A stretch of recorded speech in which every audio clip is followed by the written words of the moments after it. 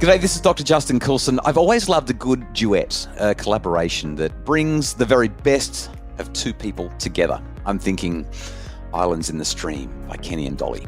I'm thinking Ebony and Ivory, Paul McCartney and Stevie Wonder. Well, for the next 4 Mondays, I'm collaborating with Amantha Imber, Dr. Amantha Imber, from the How I Work podcast. It's one of my favourites, and I listen to it regularly for so many great tips and hints. How you work and how you function as a family at home have always been linked, now more than ever, since so many of us are working from home and bringing work home with us. Over the next 4 Mondays, we're going to be talking about the things that really matter: sleep, physical movement, work-life balance, and more.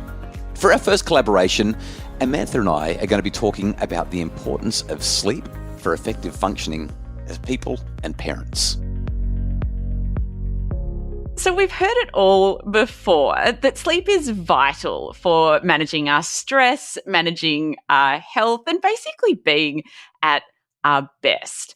But I know some people think about sleep, and particularly parents with younger kids can think about sleep as a luxury item. Justin, I know you've come across this a lot in your work. Yeah, sleep is not a luxury item. But let's just be real about it for a sec. How often do you kind of think, the kids are in bed, or I've just closed my computer, I've got all the emails out of the way, I'm ready for tomorrow, and now I just want some me time. I want some brain dead time. I just want to zone out and, you know what I might do? I might watch one episode of that series that I've been really enjoying, but I haven't been able to watch it for the last 3 or 4 weeks because it's been so busy.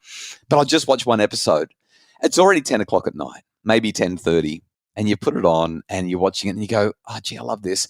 You're kind of falling asleep while you're watching it, but you love the show. And then you think, they've left it on a cliffhanger. I'll just watch one more. And next thing you know, it's 11:30 or 12 or 12:30 at night. I mean, I'm a keen cyclist. And when the grand tours are on in Italy and Spain, and especially the Tour de France, I so badly want to stay up until 1:30 in the morning and watch every one of those stages. And we treat sleep like it's, I might take it off the shelf and use it today. Oh, no, I don't need it now. We treat it like it's a luxury item. Amantha, if I was to give what I think is the number one parenting and the number one productivity hack, it would be get enough sleep. I would put that above almost anything else that I could say for being a good parent, a good employee, a good person. Get enough sleep. Do you want to react to that? Do you disagree with me, or are you right there with me? What do you reckon? I am right there with you. And while I can't relate to staying up late watching cycling, I can relate to binge watching Succession or White Lotus. And, a lot of sleep experts talk about the 2 S's of sleep in terms of what your bed should be reserved for. One of those S's is not screen. But Justin, I think you know what these 2 S's are that I'm talking about, yes? Yes, and I like both of them a lot. In case you are puzzled, if you are listening, they are sleep and sex. But sadly, a lot of us do lots of other things in bed, particularly to do with our mobile phones. Yeah. And this is so bad for sleep. I'm curious, Justin, what's the most common piece of advice you find yourself giving to people that are struggling with their sleep right now? A couple of things. Usually screens are involved. I don't have a problem with screens, but I do in that sort of, let's say the 30 to 60 minutes before sleep. We've got enough scientific evidence now to say this is a challenge. But waking up as well, that first 15 minutes, if you can spend the first 15 minutes of your day not looking at your device, the day just feels different. Your energy feels different, and you can kind of get on with things. You'll just be I think you'll be a better person. But the other thing that I say all the time, Amantha, is if you can't get to sleep without the narcotic of the screen, which is kind of ironic because research shows that it stimulates the brain. But if you feel like you need that screen, I just say to people, pick up a non-fiction book. There's this great author called Dr. Amantha Imber. There's another guy called Justin Coulson. We write these non-fiction books, and usually at that hour of the night, the brain responds differently to that kind of input, and it helps you to go to sleep. Really, bed, as you've said, is for those 2 S's, and when we remember that, we end up having a much more fulfilling relationship with our partner, and we also end up having a much better and more productive life and relationship with everyone around us because we've had enough sleep.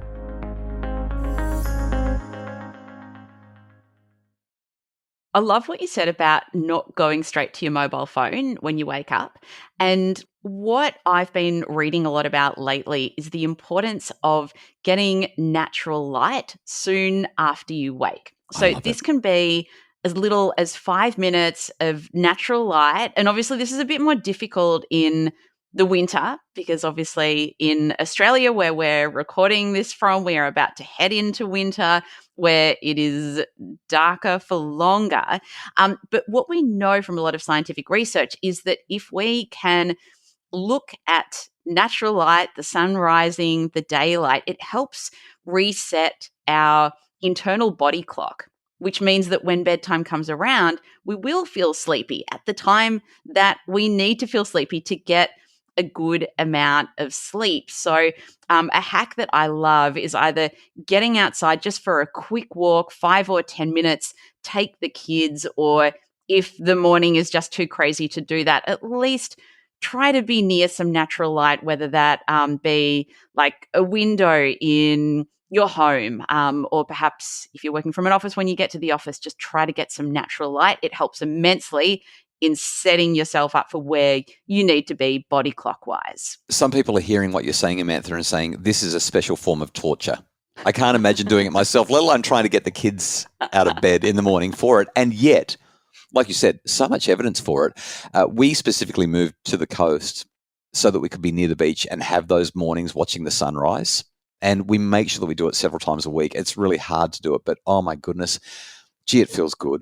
There's a saying that I share with parents all the time, and that is that nature is fuel for the soul, not just ours, but our kids. So whether you're listening to this as a parent or you're just listening to it as I'm a person who wants to make the most of my life, nature is fuel for the soul. And there's something really special about that early morning calm that comes as the sun's rising and the light is not so bright that you can't really look at it. There's just something beautiful about it. And I love how you've linked that to how we sleep and our ability to get to sleep.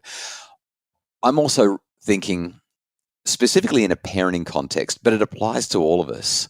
There's all this stuff around sleep hygiene. Sleep hygiene means you want to make sure the temperature's right. You want to make sure that it's dark enough, that it's quiet enough, all those kinds of things. But something that's often overlooked, and we've got some pretty cool studies about it, is research into consistency of bedtime. So you're talking about that morning thing with the sun coming up and resetting your circadian rhythm, your body clock. Researchers have found, and I'm talking specifically about kids here, but it applies to adults as well. If we can make sure that we're going to bed within about 30 minutes of our usual bedtime consistently, we have greater sleep duration and higher quality sleep.